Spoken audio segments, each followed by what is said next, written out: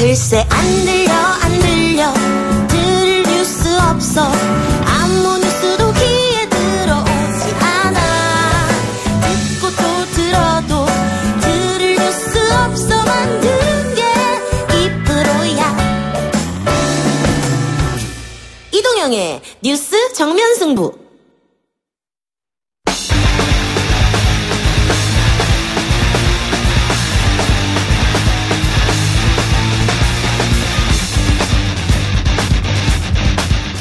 주파수 94.5 YTN 뉴스 FM 이동의 뉴스 정면 승부 3부 시작하겠습니다. 3부를 여는 주인공 오창석 씨 나왔습니다. 어서 오세요. 네, 안녕하세요. 오창석입니다. 오늘 주제는 뭡니까? 몇 가지 뉴스를 갖고 왔습니까? 오늘 6개 가져왔습니다. 다 할 수 있을까요? 항상 중요한 걸 맨 앞에 두기 때문에 네, 시간이 부족하면 5개가 될 수도 있겠죠. 뒤에 거는 안 해도 상관없다. 네, 안 해도 상관없다기보다는 중요한 순서대로. 네. 첫 번째 어떤 중요한 뉴스입니까? 지금 지방선거 기간이니까요. 아무래도 지방선거 얘기를 빼뜨릴 수는 없을 것 같은데 홍준표 대표 얘기입니다. 홍준표 대표가 지금 자유한국당 후보들을 위해서 연일 지원 유세에 나섰는데 후보들이 계속 홍준표 대표를 회피했거든요. 그래서 홍준표 대표가 SNS에 글을 올리고 인물 선거로 가자. 나는 지원 유세 이제 안 한다. 공중전을 하겠다라고 본인의 의견을 피력했습니다. 원래 이 지방선거나 총선이나 대선이나 전국 선거에 당의 얼굴이라고 하는 당대표가 나가서 지원하는 건 당연한 거 아닙니까? 또 더 와달라고 요청하기도 하는데 이번에 왜 후보들이 당대표의 지원 유세를 부담스러워했을까요? 아무래도 홍준표 대표의 지난 발언이라든지 현실을 읽지 못하는 정치 행태 때문에 홍준표 대표가 오는 게 오히려 도움이 전혀 안 된다라고 후보들이 판단한 것 같고요. 첫날 유세였던 충남의 이인재 후보도 홍준표 대표가 내려갔을 때 다른 일정이 있다면서 함께하는 걸 거부했고요. 김태호 후보라든지 부산에 있는 서병수 후보 등등 모든 후보들이 지금 대표와 함께하는 걸 꺼리고 있다 보니까 본인이 출구 전략을 짠 것이 아닌가라는 생각이 듭니다. 예. 그래도 지금까지 홍준표 대표의 행동이나 언행을 보면 그렇다고 하더라도 불참할 것 같지는 않은데 본인이 스스로 페이스북에 써서 앞으로 가지 않겠다 이렇게 한 거네요? 네. 좀 이례적인 것 같은데? 아주 이례적이고 당대표가 이런 경우는 저는 거의 우리나라 역사상 없었던 것 같고요. 페이스북에 글을 썼을 때 선거만 이길 수만 있다면 내가 무엇인들 못하겠습니까? 라고 하는 걸 보면 아무래도 이 6.13 지방선거에서 애초에 이기기 어렵다고 판단해서 빠져나갈 명분을 미리 만들어 둔 것이 아니냐. 그러니까 애초에 내가 도와주든 도와주지 않더라도 이건 질 게임이었다라는 명분을 조금씩 쌓고 있는 게 아닌가 그런 생각이 듭니다. 아니요. 홍 대표 같은 경우에는 6개 지역인가요? 거기서 진다면은 대표 물러난다고 여러 차례 얘기했잖아요. 근데 지금 와서 그게 빠져나간다고 빠져나가지겠습니까? 네, 빠져나갈 약간의 실마리를 마련해 두고자 하는 것이 아닌가 그런 생각이 듭니다. 오늘 오창석 씨 그럼 선정한 가장 중요한 뉴스. 이거네요. 그렇죠. 우리나라 정치 역사 선거에서 당대표가 당의 선거를 위해서 뒤로 빠진다라는 멘트는 정말 처음 있는 일인 것 같습니다. 알겠습니다. 두 번째 뉴스 갑시다. 네, 두 번째 뉴스는 역시 북미 회담에 대한 내용인데요. 김영철 통일전선 부장이 미국으로 날아갔습니다. 김정은 국무위원장이 친서를 전달했고요.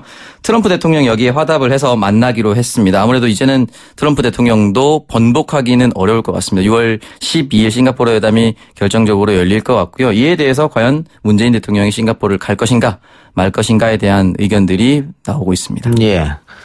우리 측 청와대 공무원이 파견됐다는 얘기도 들리고요. 네네. 문재인 대통령이 6월 13일 날 투표하지 않고 사전선거에 투표하는 것도 이것 때문이라는 추측도 지금 난무한 그런 실정인데 지켜봐야 할 것 같고요. 네, 실제로 오늘 오전이었습니다. 8시에 강경화 외교장관이 싱가포르 외교장관들과 15분 정도 전화통화를 했다는 거거든요.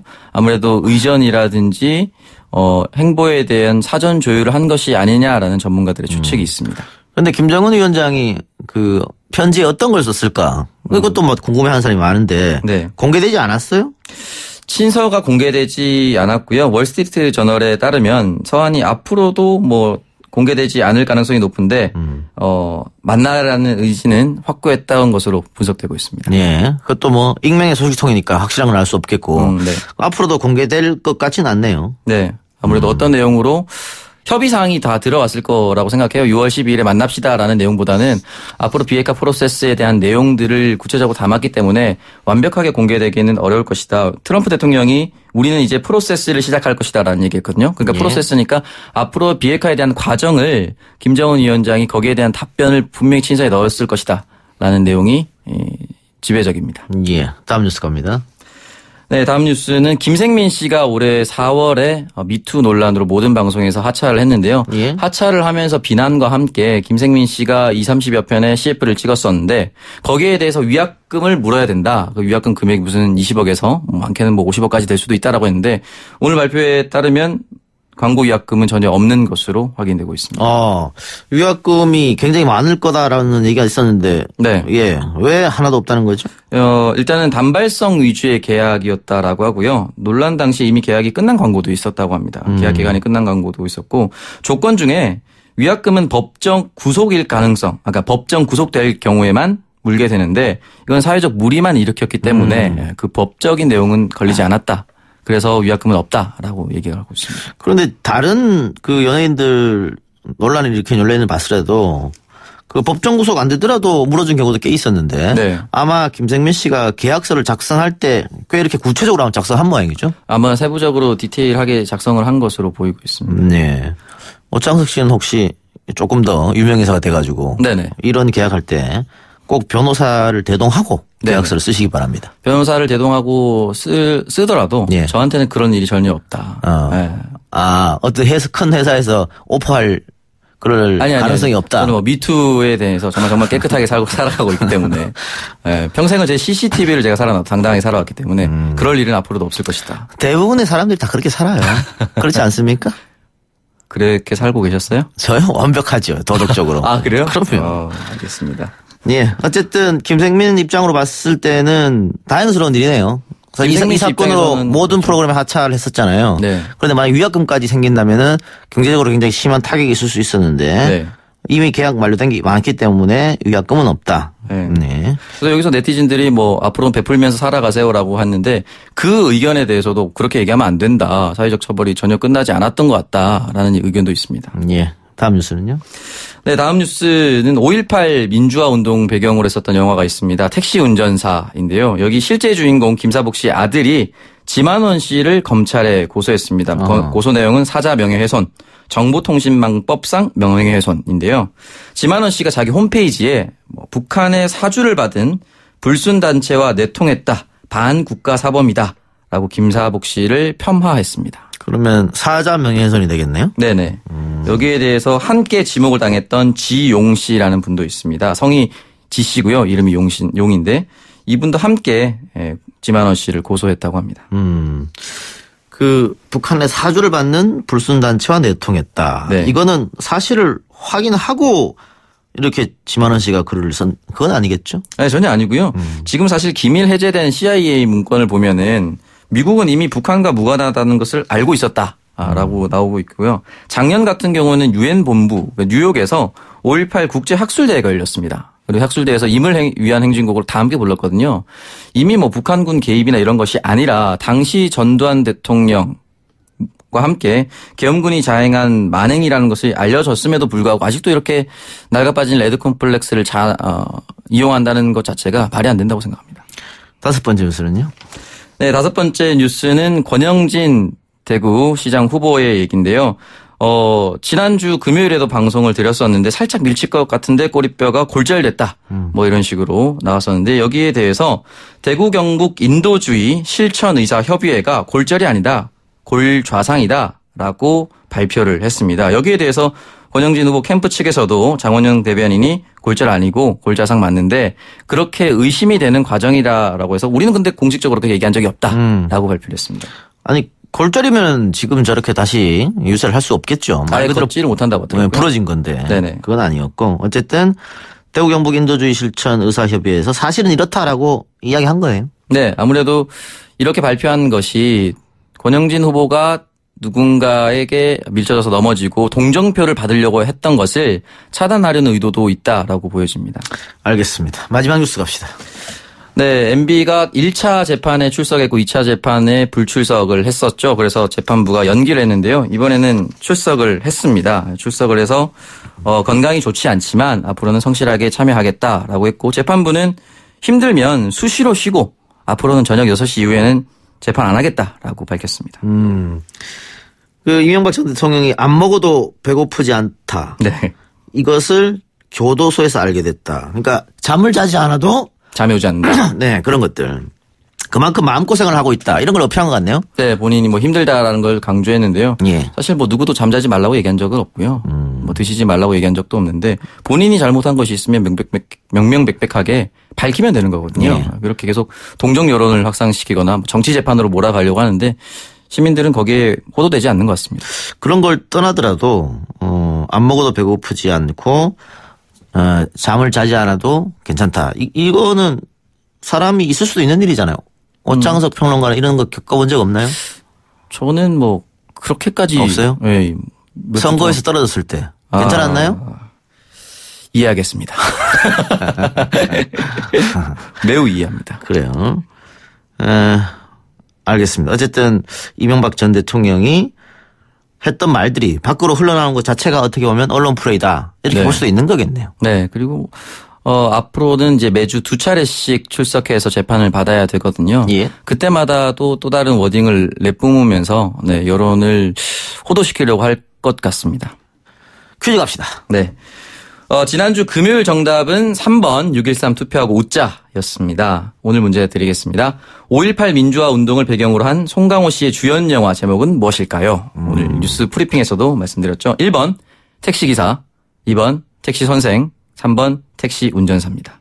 요거 1번하고 3번하고 상당히 헷갈릴 것 같은데요? 네, 약간. 예. 2번도 비슷하게 만들 걸 그랬나요? 예. 힌트 없습니까? 힌트는 알겠습니다. 없는 걸로 하겠습니다. 힌트는 알겠습니다. 미처 생각을 못했군요. 네. 예, 정답하신 분은 샵 0945번 50원 유료 문자입니다. 당첨되신 분은 개별 연락드리겠습니다. 지금까지 시사평론가 오창석 씨였습니다. 고맙습니다. 감사합니다. 이 작가야, 궁금하다. 이 작가야, 문자 줄게. 질문다오. 여러분은 지금 웃으며 정보를 입수하고 편안하게 참여하는 이동형의 뉴스 정면 승부와 함께하고 있습니다. 생방송에 참여하고 싶은 분들은 샵 0945, 우물정 0945번으로 단문 50원, 장문 100원의 문자 메시지를 보내주시거나 예스 앱으로는 무료로 참여할 수 있습니다. 지금 바로 보내주세요.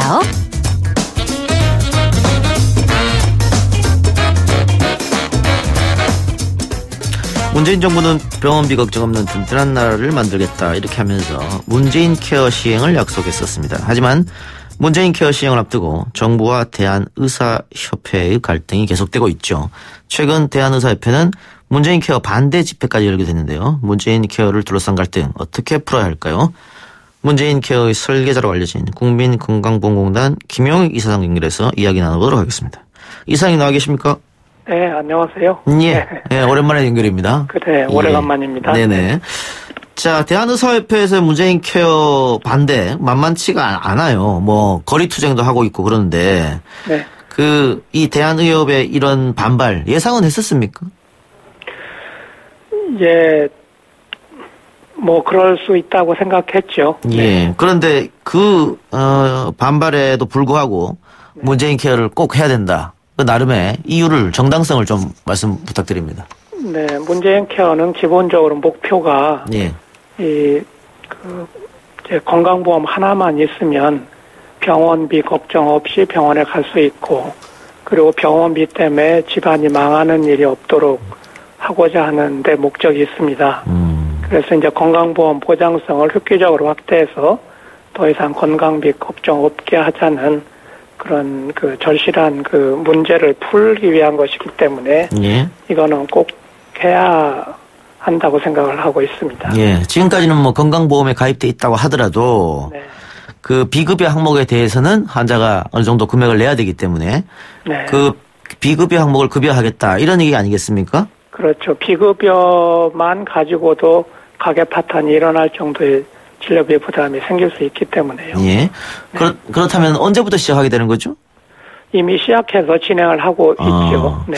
그렇다면은 의사협회에서는 계속해서 지속적인 반발이 있을 것 같은데 네. 의사협회하고의 협상이라 그럴까요? 이런 거는 지금 하고 있는 겁니까?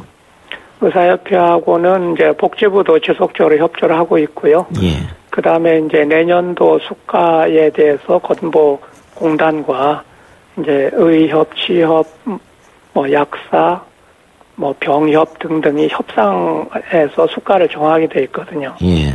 그랬는데 다른 단체들은 대체로 다 그 동의를 했는데 예. 협상을 타결했는데 의협하고는 타결을 하지 못했습니다. 예. 그러니까 의사들의 주장은 뭐 이런 거죠. 일단은 비급여 항목을 급여해서 건강보험만 갖고 있으면은 모든 사람들이 돈을 안 들게 출발할 수 있겠다. 아주 좋은 얘기긴 하는데 의사들 입장은 그동안 그 아까 말씀한 수가를 너무 낮게 잡아가지고 네. 보험이 되는 데서는 우리가 돈을 전혀 벌 수 없었다. 그래서 보험이 안 되는 영역에서 수익을 발생해서 그거를 만회해가지고 돈을 벌 수 있었는데 이제 이렇게 비급여를 급여하면은 도대체 우리들은 어떻게 병원을 운영하느냐 이 얘기인 것 같아요. 예, 그러니까 이제 비급여 그 보험 쪽에서 좀 손해를 보는 부분이 있었기 때문에 예. 아까 그 전혀 벌지 못했다 그러는데 전혀 벌지 못한 건 아니고 그렇죠. 예, 예. 네, 조금 손해를 보는 데가 있었죠. 예. 대개 학자들은 한 80%, 85% 그 정도 원가 보전을 해주고 있었다 이렇게들 보고 있는데 예. 그런데 이제 그 비급여를 급여화하고 예. 또 수가를 그 조정을 해가지고 그 모든 수가 항목에서 고루 이제 원가를 좀 상회하는 그런 적정한 수가를 매겨주겠다. 그것이 이제 문재인 케어의 그 핵심적인 생각인데 그 정부가 이제 과연 그렇게 해주겠느냐 하는 걸 의사 선생님들이 불신을 하고 있는 것이죠. 그러면 계속해서 앞으로도 뭐 협상이랄까요, 논의랄까요, 그 토론의 장이랄까요, 그런 걸 마련하는 겁니까? 그건 이제 매년마다 이제 협상을 그 수가 협상을 하게 법에 정해져 있고요. 예. 또 보건복지부는 이제 그 불합리한 부분을 수시로 이제 조정하는 작업을 하는데 예. 지금 그 체계적으로 그 현재 있는 그 수가들도 조정을 하고 있고 비급여를 급여하면서 수가를 설정하고 있고 하기 때문에 5년 동안에 이제 점진적으로 그 수가 조정이 지속적으로 일어나게 됩니다. 그런데 한편으로는 이런 주장도 있어요. 그 건강보험 보장성이 강화되면 네. 공단 재정이 어떻게 남아나느냐. 전부 다 고갈될 것이다. 이런 주장. 아니요. 그 공단에 문재인 케어로 들어가는 돈은 예. 그 5년 동안에 30조 6천억이 들 것으로 이미 예측이 되어 있고요. 예. 그리고 이제 그 이후에 뭐 여러 가지 또 의심스럽다는 말씀이 많아서 예. 이제 정부하고 공단하고 그 계산도 다시 해보고 했는데 뭐 크게 틀릴 것 같지는 않습니다. 그럼 매년 한 5, 6조 정도 들어가면은 충분한 여력이 있다 이렇게 판단하시는 거네요. 예, 그러니까 이제 건강보험료를 그 전년도 그러니까 지난 10년 동안 평균 3.2% 올렸거든요. 예. 이제 앞으로도 그 정도 보험료를 올리고 그리고 건강보험에 이제 잔액이 준비적립금이라고 하는 잔액이 한 20조가 있는데 그게 조금 잔액이 많다. 그래서 잔액을 10조 정도로 줄이면서 10조를 거기서 동원할 거거든요. 예. 급여 확대 쓰는 방식으로 그렇게 조달을 하는데 그렇게 조달하는 것으로 가능하다 이렇게 그 예측이 되어 있습니다.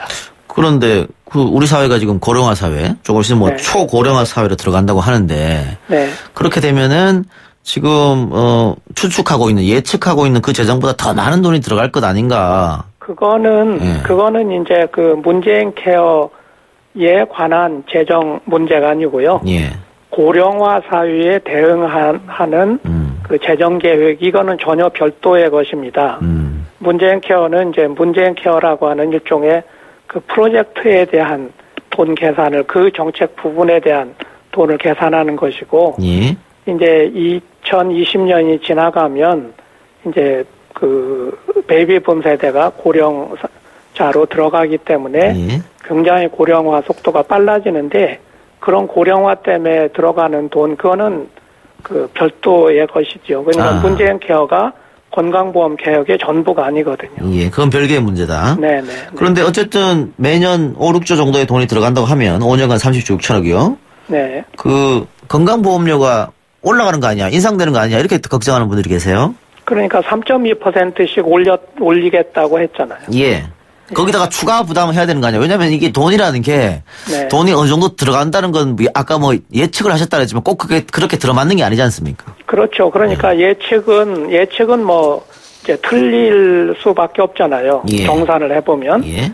그래서 그 그러니까 현재 상태로는 그 수가 조정을 어떻게 하느냐에 그 상당히 좌지우지가 되게 돼 있기 때문에 예. 만약에 수가가 예정보다 낮게 인상이 되면 예상보다 적게 들 수도 있고요. 또 그 수가가 예정보다 높게 설정이 되면 예정보다 많이 들 수가 있는데 아까 5년 동안에 그걸 하기로 했다고 했잖아요. 예.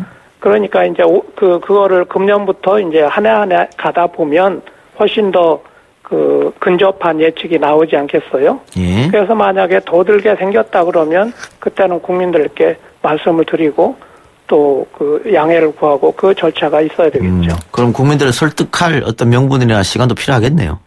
그렇죠. 그러니까 그게 어느 날 갑자기 되는 게 아니고 5년 동안에 예. 단계적으로 가기 때문에 충분히 국민 여러분과 대화할 그런 시간이 있습니다. 예.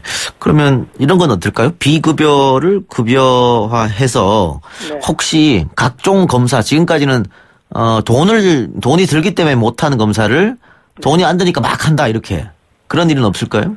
네, 그런 위험성이 있다고들 걱정을 하죠. 예. 그런데 아까 말씀드린 대로 문재인 케어라고 하는 거는 건강보험의 보장성 확대를 하는 대책을 지칭하는 것이고요. 지금 이제 의료 이용이 무절작에 늘어나지 않도록 하는 그런 제도는 또 별도로 있습니다. 의료 전달 체계를 정비하는 문제, 그 다음에 진료비 지불 제도를 개편하는 문제, 이런 여러 가지 방식으로 그런 걸 조절을 하게 돼 있기 때문에 그런 종류의 개혁은 또 계속 논의를 해 나가면서 그리고 우리 공단에서도 보험료, 수가 조정을 한 다음에 과연 어떤 종류의 서비스가 너무 지나치게 늘어나고 있지 않은지 예. 이런 것들을 다 모니터링을 할 예정입니다. 그러면 다른 것하고 같이 제도 개선은 함께 이루어져야 되나요? 네, 다른 것도 제도 개선을 이제 동시 진행해야 될 부분도 있고요. 예, 동시 진행. 문재인 케어 후에 해야 될 부분도 있고 그런 여러 가지 제도 개혁을 할 분야는 많이 있습니다. 또 제가 계속 반대되는 질문만 해서 죄송한데요. 천만에요. 예, 궁금한 것이 청취자들이 궁금할 걸 좀 여쭤보는 예, 거니까. 예.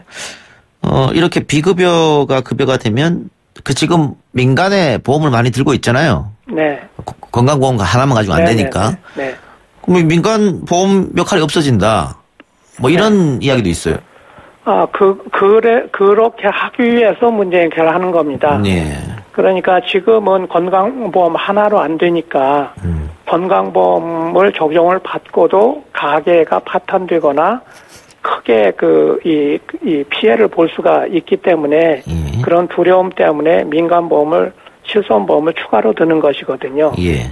그런데 건강보험이 충분히 보장성을 확대하고 가계 파탄을 막아줄 수 있는 그런 보장이 된다면 실손보험을 들어야 할 필요는 점점 더 줄어드는 거죠. 오히려 그렇게 나아가야 한다, 방향성이. 그래야 국민의 부담이 줄죠. 그러니까 지금 건강보험은 63% 정도 보장을 해주는데 한 달에 평균 10만 원이 들어요. 물론 훨씬 많이 내는 분도 있지만 평균을 내자면 실손보험은 지금 7% 정도 보장을 해줄까 말까 하면서 30만 원이 들어요, 보험료가.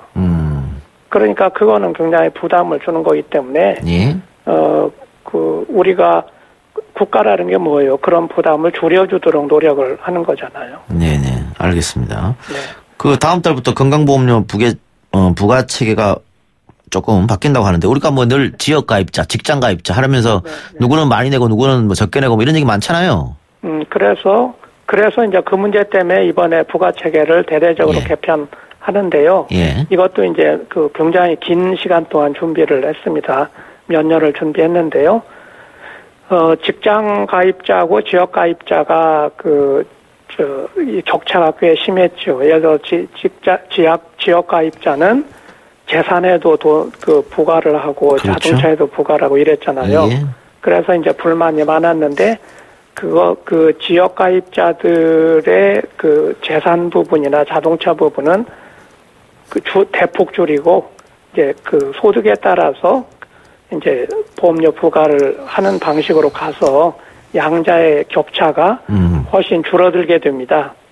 그리고 또 이제 그 고소득자, 저소득자 사이의 격차를 줄이기 위해서 이 한 0.8% 정도 부분은 보험료가 올라가고요. 예. 그리고 한 80% 정도의 그 가입자들은 그 보험료가 조금씩이라도 내리게 됩니다. 이제 이런 변화가 있고 그동안에 수입이 있으면서도 그 피부양자로 얹혀있던 그런 분들은 이번부터는 그 보험료를 내셔야 됩니다. 예전에 뭐 이명박 전 대통령이 그렇게 냈다 그래서 문제가 되고 했었죠. 네, 예. 그걸 무임승차라고 하는데요. 소득이 있는데도 피부양자로 무임승차 하시던 분들은 이 7월부터는 차비를 내시게 되는 거죠. 알겠습니다. 네. 그 이사님 어쨌든 지금 문재인 케어라든가 건강보험료 부과 체계 이게 일반 정치자들이 조금 어려운 걸 수도 있기 때문에 많이 헷갈려 하시거든요. 네네. 예. 그래서 홍보를 좀 많이 하셔야 될 것 같은데 요즘에 팟캐스트도 국민건강보험공단에서 만들어가지고 제작하고 있더라고요. 예, 팟캐스트도 하고요. 예. 또 좀 그 이해하기 쉬운 그런 이 홍보 영상도 만들어서 여기저기 지금 내보내고 예. 열심히 홍보를 하고 있습니다. 알겠습니다. 그래도 이게 어려운 얘기라서 예. 네, 좀 이해하시기가 좀 어려운 점이 있더라도 그렇죠. 관심 갖고 좀 봐주시면 감사하겠습니다. 저희가 자주 전화 드릴 테니까 잘 응해 주세요. 네, 그럼요. 예. 오늘 말씀 여기까지 듣겠습니다. 네, 작가님도 안녕히 계시고요. 예. 네. 네, 지금까지 국민건강보험공단 김용익 이사장이었습니다. 이동영의 뉴스 정면 승부, 잠시 후 지선아 사랑해로 돌아옵니다.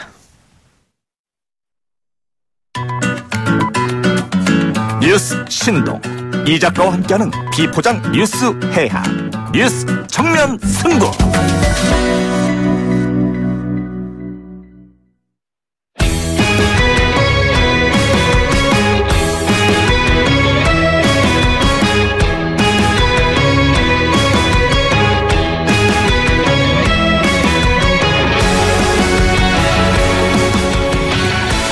네, 최고의 여론조사 전문가들과 함께 6.13 지방선거 민심을 분석해보는 시간 지선아 사랑입니다.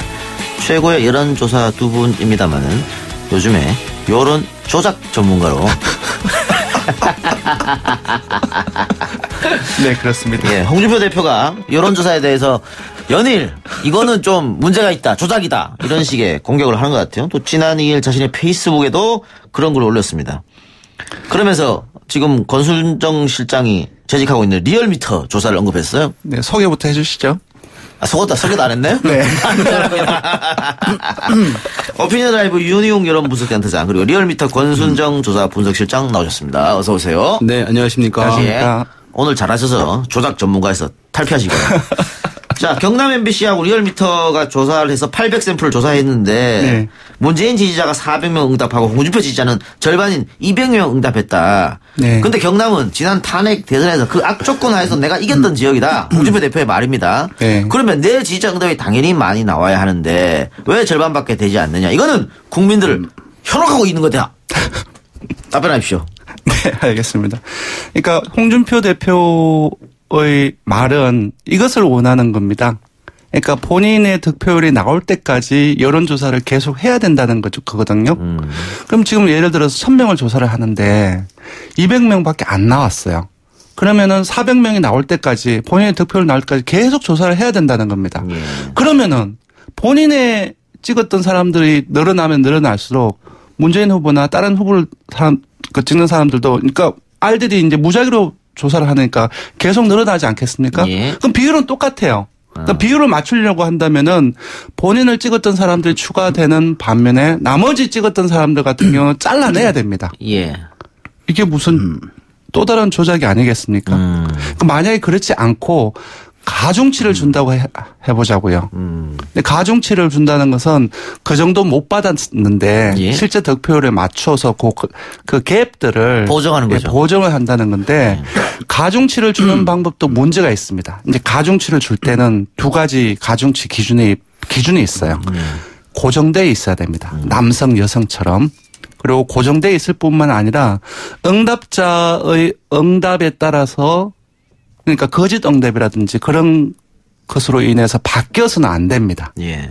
그래야지 가중치를 줄 수가 있어요. 알겠습니다. 근데 이 누구를 찍었다는 이런 네. 부분들은 실효에 따라 바뀔 수 있습니다. 거짓 응답이 나올 수 있는 거죠. 저 홍준표 후보를 찍은데 불구하고 그냥 전화 조사해서 다른 사람을 찍었다고 거짓말을 할 수도 있거든요. 그런 거는 가중치를 줄 수가 없습니다. 예. 그러니까 오히려 이제 홍준표 대표의 그 말에 따라서 조사를 하게 되면 오히려 현재의 변화된 민심을 왜곡하게 된다는 거죠. 예. 네. 이상입니다. 응답자가 아니고 응답자. 네. 응답자입니다. 네. 그런데 그러면은 어쨌든 권수정 실장의 말은 절대로 조작이 아니다. 네, 그건 있을 수 없는 그렇습니다. 일이다. 네. 그런데 이렇게 얘기할 수 있을 것 같아요. 조작은 아니어도 네. 여론조사 결과를 신뢰할 수 있느냐. 왜냐하면 지난 총선 때 또 사실은 많이 틀렸던 거고 네. 이건 우리나라뿐만이 아니고 미국 대선도 여론조사 다 틀렸잖아요. 그렇습니다. 그렇다면 홍준표 대표 입장에서는 이렇게 틀린 거 조작으로 몰고 갈 수도 있다. 이렇게 보일 그러니까 수도 있겠네. 4.13 총선 때를 가지고 와서 지금도 틀릴 가능성이 많다라고 얘기하는 것은 문제가 있습니다. 왜냐하면 4.13 총선 때 여론조사와 지금 6.13 지방선거의 여론조사는 완전히 다릅니다. 4.13 총선 때는 유선 100%로 밖에 할 수밖에 없었어요. 가구 전화.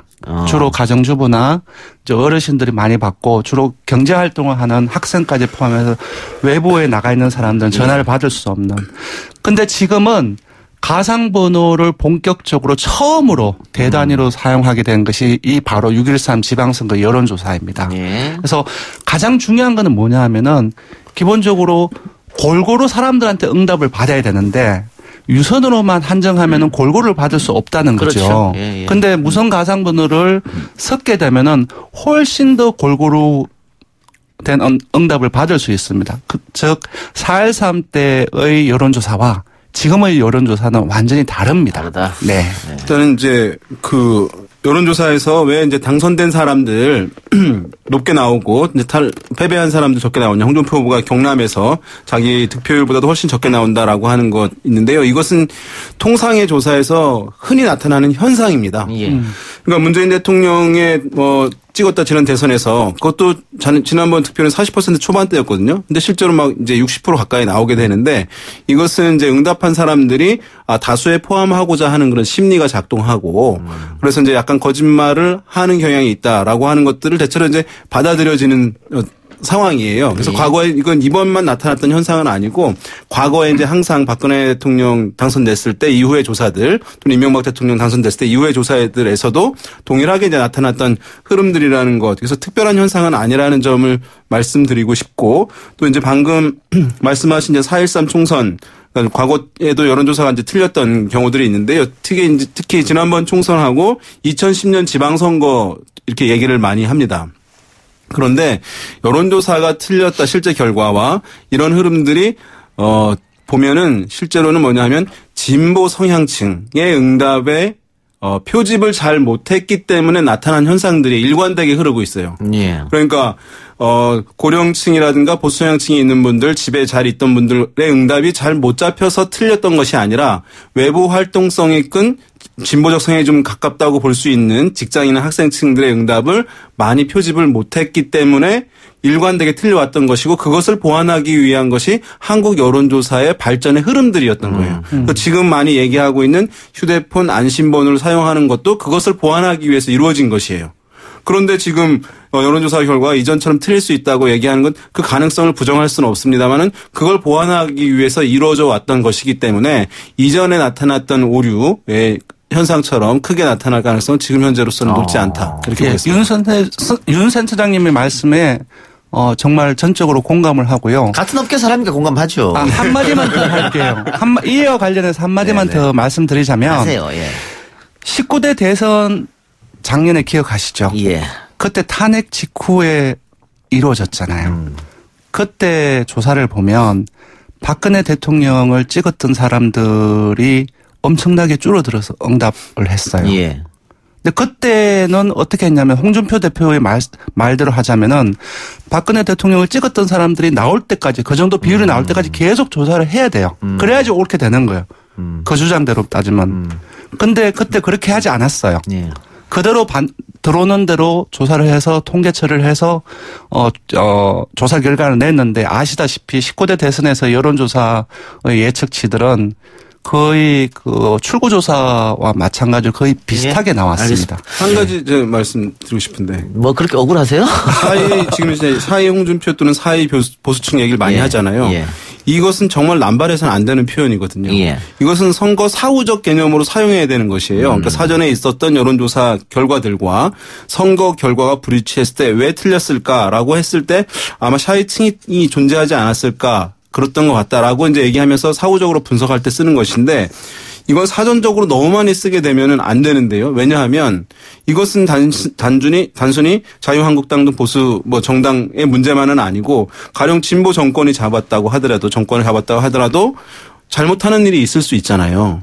그럼 국민들이 민심을 여론을 통해 가지고 표출을 하게 될 겁니다. 그럼 여론조사로 지금 이 정책은 잘못한 것 같다라고 하는 얘기들이 나올 수 있잖아요. 그러면 그 정권이나 책임 맡은 사람들은 그것을 보고 잘못한다고 국민들이 보고 있으니 이것을 어떻게 수정해야지, 국민들의 의견을 들어서 반영해야지라고 생각을 해야지. 근데 이렇게 우리 샤이 진보층이 있어서 이거 조사가 사실은 잘못된 거야. 잘 안 잡힌 거야. 이렇게 방어를 할 수가 있어요. 그러면 국민들이 요구하고 그것을 정당이든 책임 있는 정치인이든 정권이 받아들여서 수용하고 하는 이 자연스러운 메커니즘이 막혀버리게 되기 때문에 이걸 남발해서는 안 된다. 오늘 핵심을 여러 차례 찍으시네. 이렇게 얘기를 좀 드리고 싶습니다. 알겠습니다. 그런데 홍준표 대표의 이런 여론 조작이라는 워딩은 정말 그게 그렇다고 믿고 이렇게 할 수도 있고요. 아니면 정치적인 어떤 노림수를 가지고 하는 발언일 수도 있잖아요. 워낙 여론조사에 뒤처지고 있으니까 자기 지지층들 향해서 말할 수도 있는 거잖아요. 측면이 크다고 봐야죠, 사실은. 알겠습니다. 자, 지방선거가 이제 열흘도 안 남았는데 그 전에 8일하고 9일 이틀 동안 사전투표가 진행이 됩니다. 그래서 투표일은 하루가 아니고 3일이다. 이렇게 볼 수도 있어요.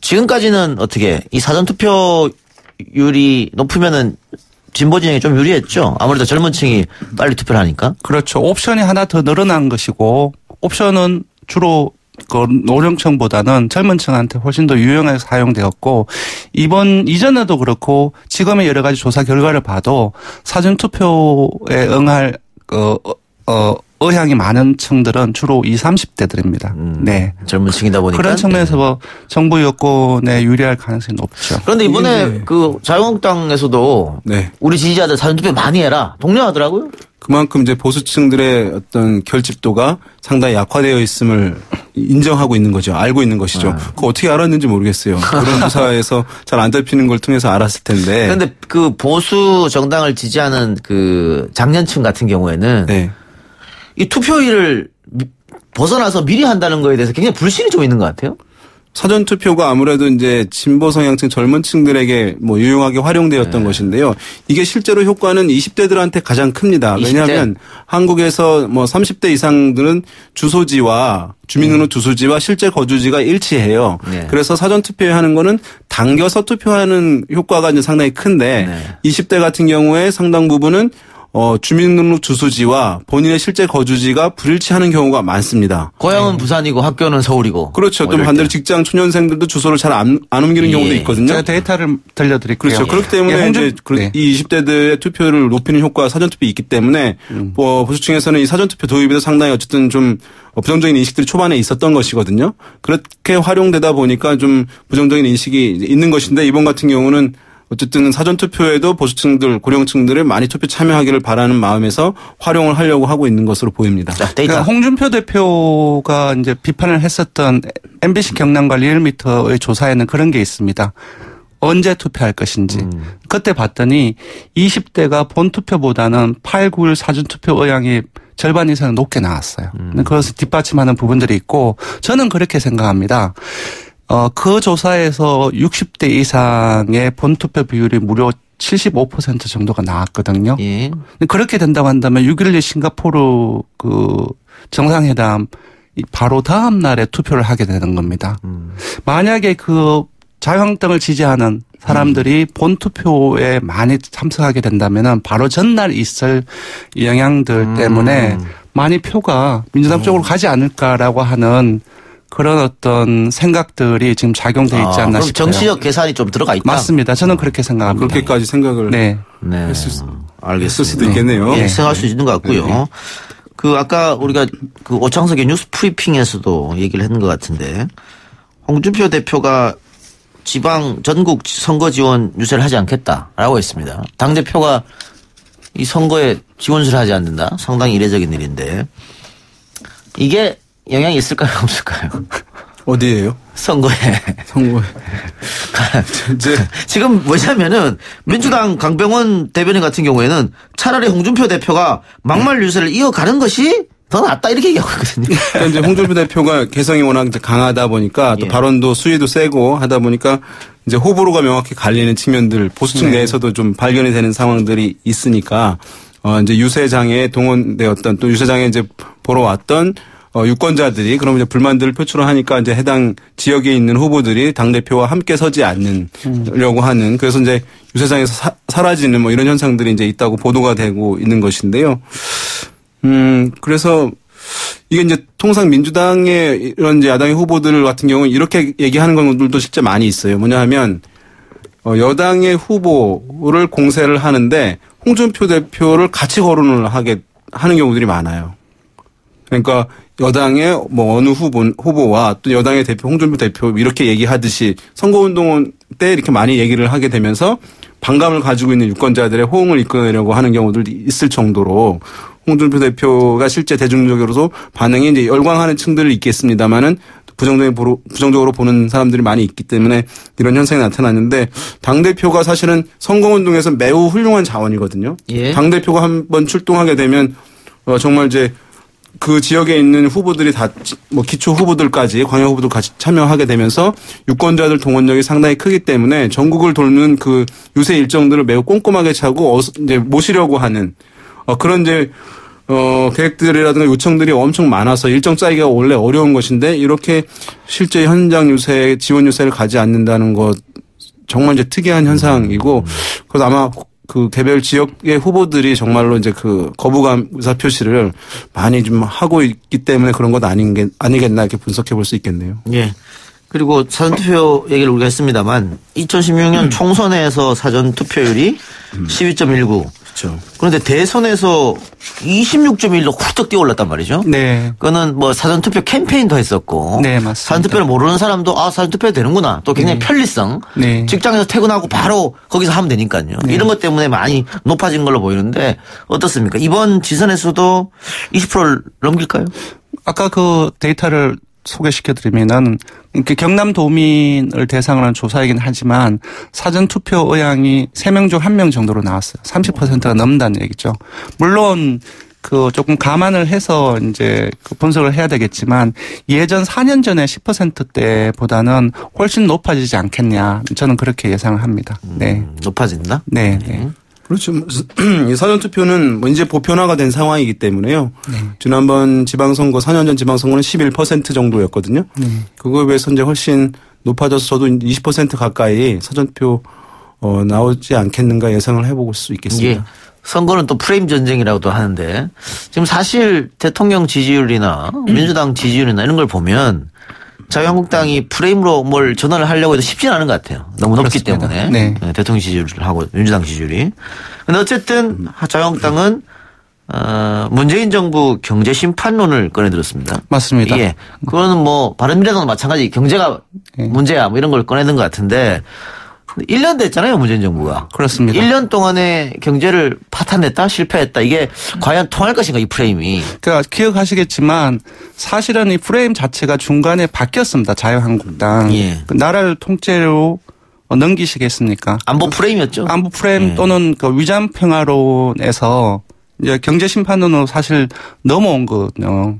근데 사실 아까 금방 이제 그 말씀하셨다시피 1년 정도밖에 되지 않았고 또 경제적인 정책의 효과가 나타나는 것은 1년 안에 나타나지 않기 때문에 사실 이러한 어떤 그 프레임으로 좀 그 선거운동을 했을 때 과연 영향이 그러니까 긍정적인 영향이 있을지 그런 부분들은 좀 두고 봐야 되지 않을까 싶습니다. 그리고 이제 지방선거에서는 이제 경제 심판론이 잘 안 통합니다. 왜냐하면 대선 같은 경우 또 정권 이제 후반부, 중후반부에 있는 총선 같은 경우에는 전체적인 나라 경제 지표들이 실제 영향을 좀 많이 줍니다. 그래서 이제 심판론의 주요한 근거로 활용이 되는 것인데요.